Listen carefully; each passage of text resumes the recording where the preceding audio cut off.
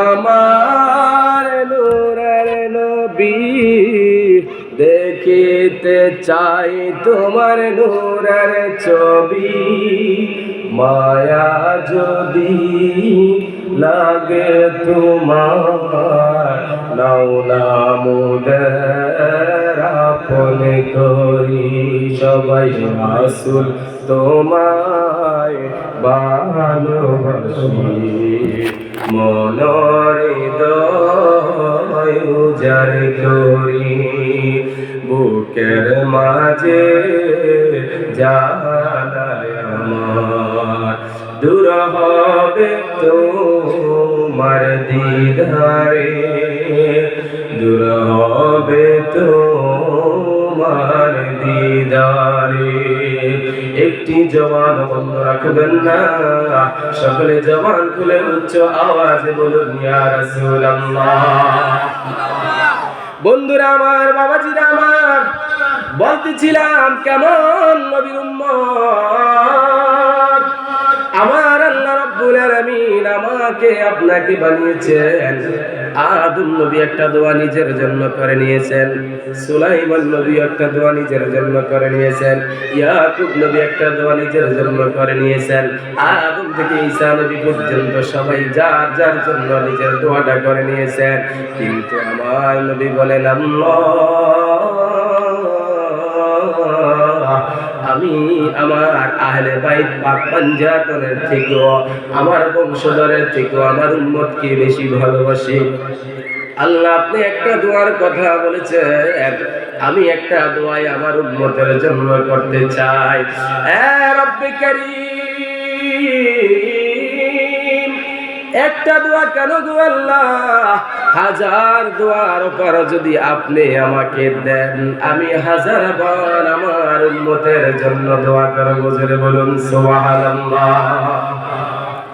সে মায়ার নবী, দয়ার নবী হাসরের ময়দানে গুনাহগার উম্মতকে শাফায়াত করবেন।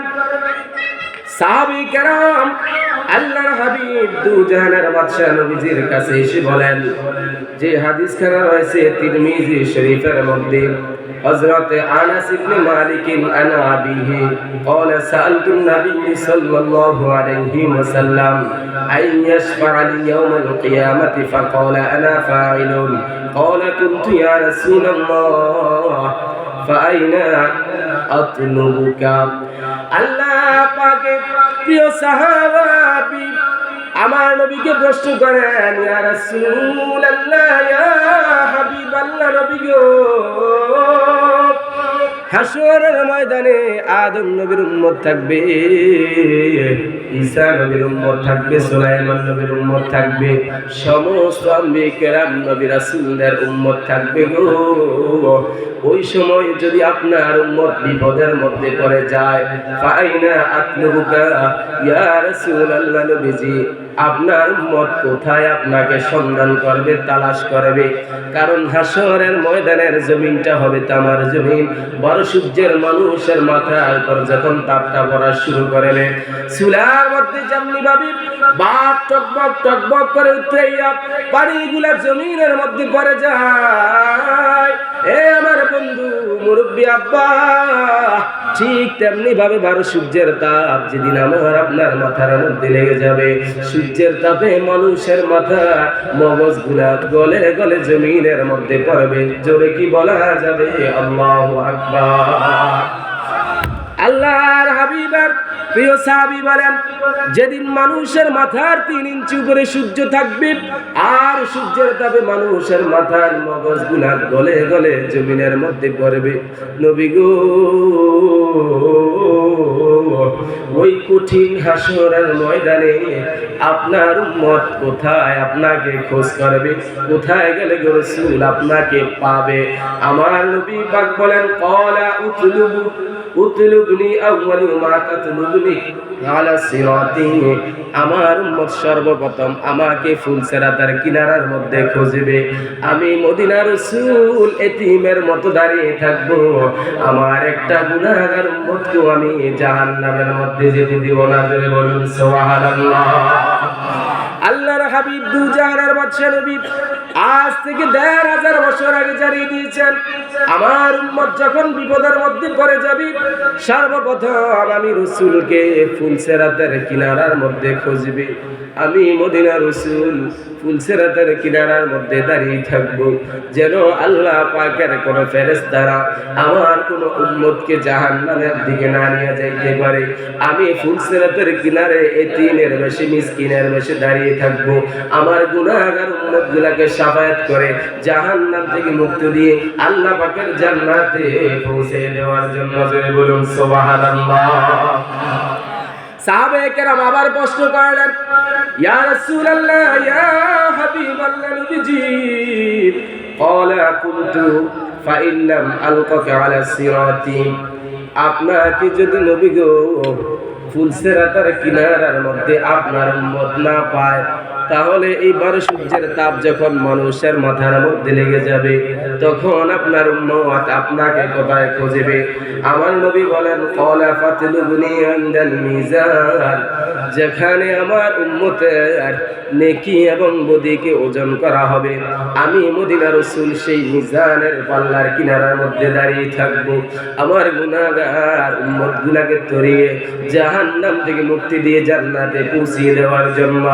প্রিয় নবী জানিয়ে দিয়েছেন, উম্মত রে উম্মত, আমি মদিনা রাসূল দুনিয়া থেকে ওফাত গ্রহণ করার পর তুমি কখনো আমি মদিনা রাসূল কেমন সুন্দর সেটা তুমি দেখো না। আমি দুনিয়া থেকে পর্দা করার 1000, 1200, 1300, 900, 1400 বছর পরে দুনিয়ার জমিনের মধ্যে এসে আমি রাসূলকে না দেখে আমি রাসূলে পাকের কথা শুনে ইয়া রাসূলুল্লাহ ইয়া রাসূলুল্লাহ বলে তুমি কেঁদেছ। আজকে যে দুনিয়ার জমিনের মধ্যে বসে আমার রাসূলের উপর তুমি দুরূদ শরীফ পড়েছো, সালাত সালাম দিয়েছো, আমি রাসূলকে তুমি ভালোবেসেছ, এই দুনিয়ার জমিনের ভালোবাসাটা আমি মদিনা রাসূল আমার কাছে সেভ করে রেখে দিয়েছি।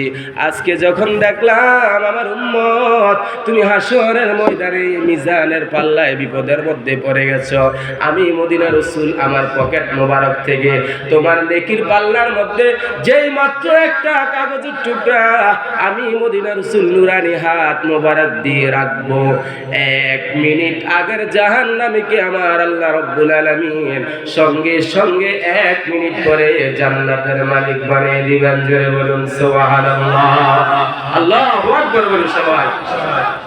প্রিয় রাসূল বলেন, যখন মিজানের পাল্লায় তোমার আমল ওজন করা হবে, আমি যখন দেখবো তোমার নেকি কম, বদি বেশি, ভালো কাজ করেছো কম, খারাপ কাজ করেছে তুমি বেশি, ঠিক ওই মুহূর্তে আমি একটা পকেট মোবারক থেকে কাগজ,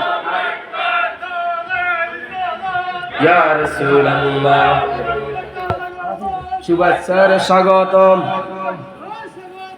প্রধান বক্তার আগমন, আল্লাহু আকবার, নারে রিসালাত, ইয়া রাসূলুল্লাহ, নারে পাক পঞ্জাতন, ইয়া পাক পঞ্জাতন, প্রধান বক্তার আগমন, শুভেচ্ছার স্বাগতম, প্রধান বক্তার আগমন, শুভেচ্ছার স্বাগতম, হযরত রানা মোহাম্মদ হাফেজ, হযরত রানা হাফেজ মোহাম্মদ রায়হান আলী কদরি সাহেবের আগমন, শুভেচ্ছার স্বাগতম, হযরত রানা হাফেজ মোহাম্মদ রায়হান আলী আশিকের কদরি সাহেবের আগমন, মাহফিল কমিটির পক্ষ থেকে, মাতাবাড়িবাসীর পক্ষ থেকে,